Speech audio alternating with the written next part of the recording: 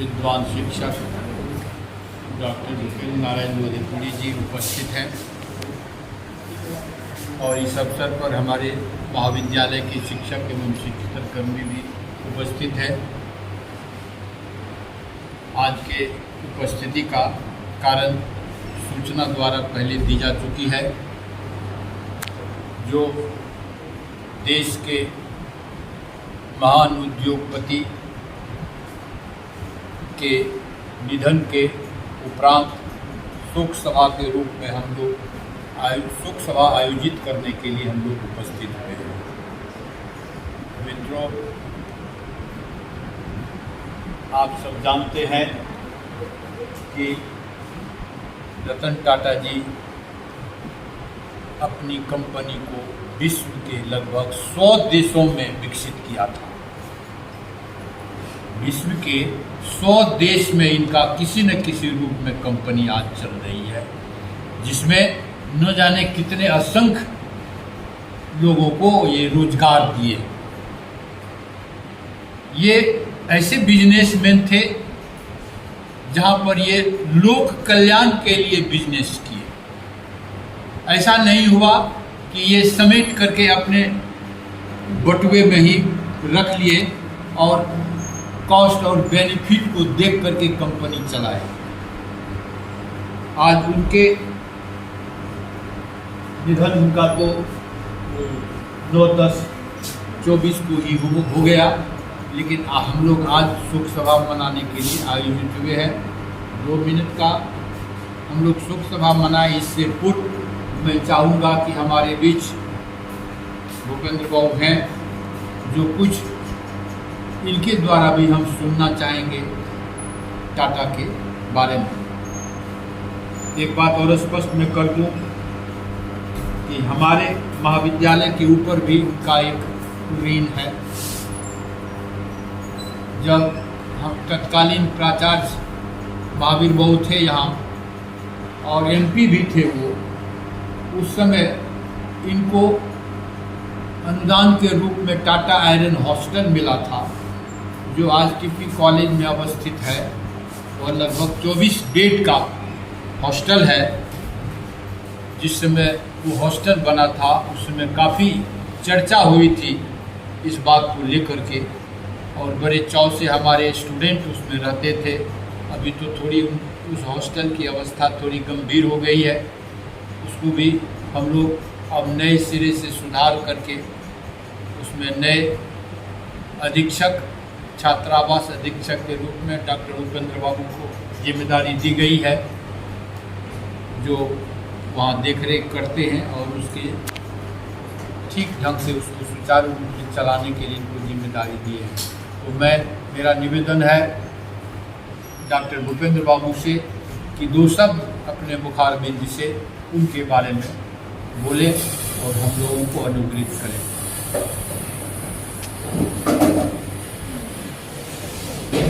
बराबर सकता हो सर।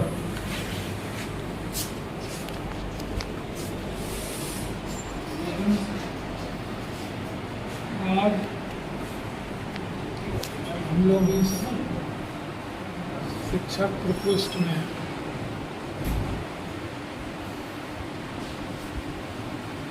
डॉक्टर कैलाश प्रसाद यादव प्रधानाचार्य की अध्यक्षता में ये श्रद्धांजलि सभा में एकत्र हुए हैं। रतन टाटा जी को श्रद्धांजलि देने के लिए मैंने 9 तारीख से ही इनके बारे में बार बार सोचता रहा। इसलिए सोचता रहा कि जिस समय में मैं इस टीपी कॉलेज में शिक्षक था फिजिक्स का, उसी समय में महावीर बाबू प्रधानाचार्य भी थे और सांसद भी बने थे, और मैं उनके साथ बराबर दिल्ली जाया आया करता था। उसी में उन्होंने कहा एक दिन कि देखो ना, एक टाटा कंपनी तो अपने लिए बहुत कुछ नहीं करता है, समाज के लिए, देश के लिए ही करता है। तो उसका एक क्वेश्चन था, वो हमने पार्लियामेंट हाउस में उठाया। तो वो मुझे आया उसका आदमी कि आपने इतना बड़ा काम हम लोगों का किया है, तो उसके लिए कुछ हम देना चाहते हैं। तो उन्होंने एक चेक दिया। तो हमने कहा कि जो ऐसा है कि आप मेरे नाम से नहीं दीजिए, प्रधानाचार्य टीपी कॉलेज कर दीजिए और हम आपके नाम से टाटा हॉस्टल बनवा देंगे। और तब उन्हीं के नाम से ये टाटा हॉस्टल बना, टाटा के नाम। एक कुर्सी नहीं टाटा का 200 वर्षों का इतिहास है बेंच दे दो अब तक का। मुसलमान जी टाटा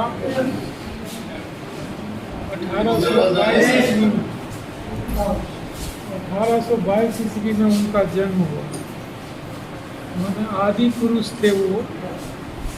तो 1822 से 1922 100 वर्ष और 1922 से 2022 यानी 24 है, 200 वर्ष का इतिहास है।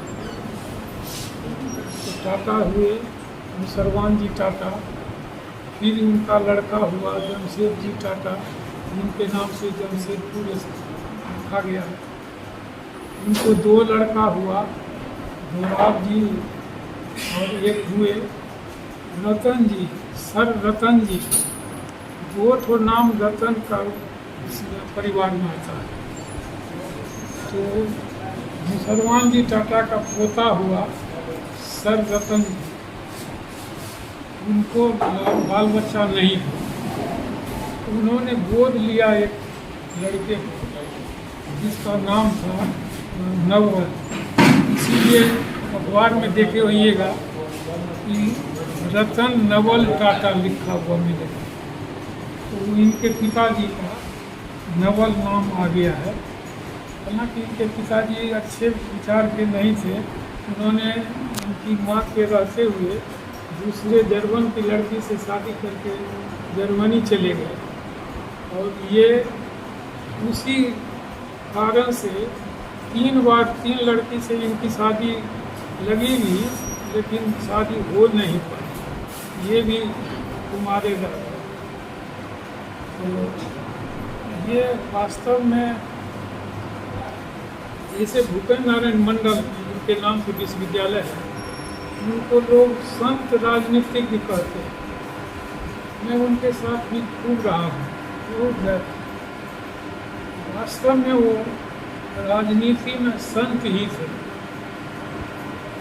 तो ये भी उद्यमी रहने के बावजूद भी वो संत ही थे, इसलिए कि वो जैसा प्रधानाचार्य महोदय ने कहा कि वो अपना बटुआ भरना नहीं चाहते थे।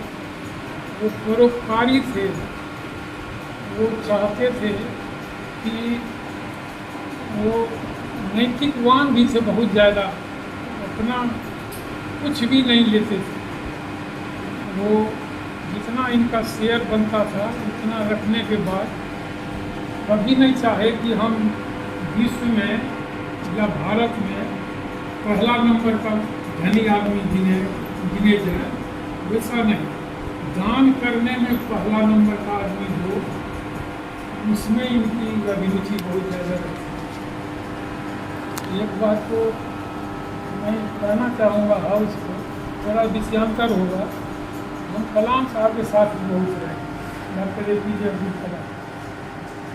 वो इतना संवेदनशील थे जितना कि रतन टाटा संवेदनशील रहे थे, उसी कोटि के संवेदनशील थे।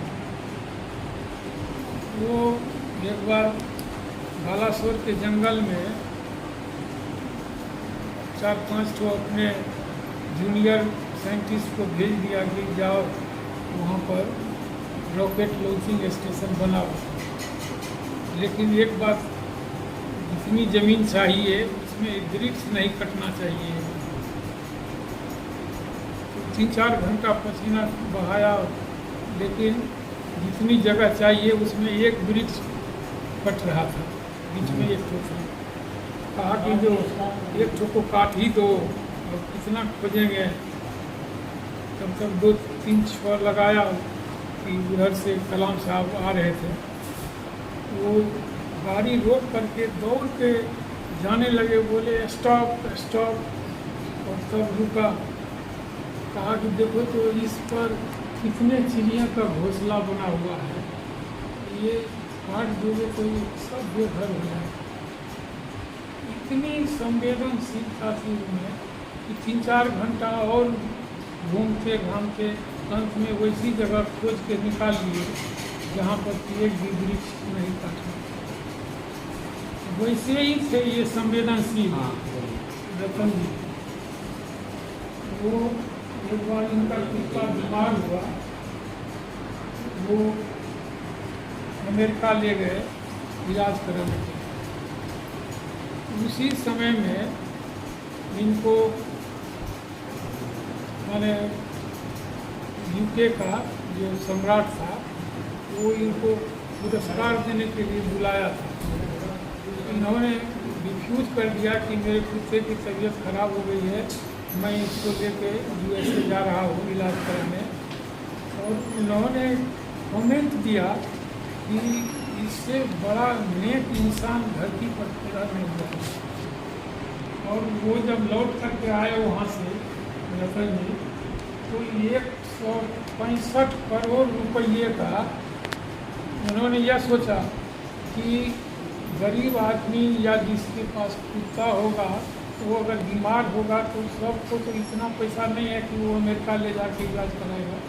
तो उसके लिए बम्बई में 165 करोड़ रुपया देकर एक पशु चिकित्सालय खुलवाया, जिसमें पहला उनके कुत्ता का CT स्कैन भी हुआ था। रतन जी के कुत्ता का CT स्कैन पहला कुत्ता नहीं करवा था। तो इस तरह के थे ये, जैसा कि प्रिंसिपल साहब ने कहा कि 100-150 देश में उनका चल रहा है कारोबार। लेकिन आसाम गए थे एक बार, तो आसाम में उन्होंने देखा कि यहाँ पर कैंसर से ज़्यादा लोग मर रहे हैं। तो 10,000 करोड़ रुपये का हाल ही में यही मोदी जी इनॉग्रेट किए हैं, 10,000 करोड़ रुपये का कैंसर संस्थान बना है। और ऐसा ढेर जगह लोगों के हित के लिए, बल्कि कितने संवेदनशील थे कि एक बार मुंबई में बैठे हुए थे, तो एक दंपत्ति को बीच में अपने बच्चा को बैठाए हुए और पानी में भीगते हुए जा रहा। तो उनके मन में हुआ कि इस तरह से ये लोग तो कार नहीं खरीद सकेंगे, ज़्यादा दाम हो जाएगा, अब इस तरह से भीग रहे हैं। तो टाटा ग्रुप को मैं कहता हूँ कि वो एक नैनो कार बनाए, जिसमें कि मैंने हस्बैंड गाड़ी चलावे, पत्नी बैठे, 2 बच्चा हो तो पीछे में बैठ जाए। तो वो नैनो कार बना रहा है। उसके लिए 1,000 एकड़ जमीन ममता बनर्जी को उन्होंने कहा था देने के लिए, लेकिन वो 800 एकड़ निकाल लिया उसमें से। तो बाद में गुजरात में जाके वो बनाए।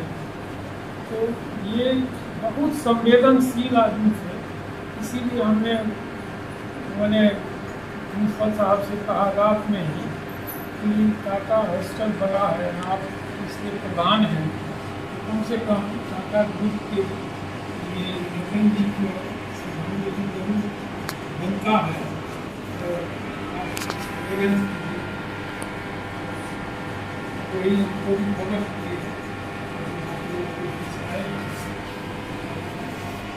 बहुत बात के बारे में कही।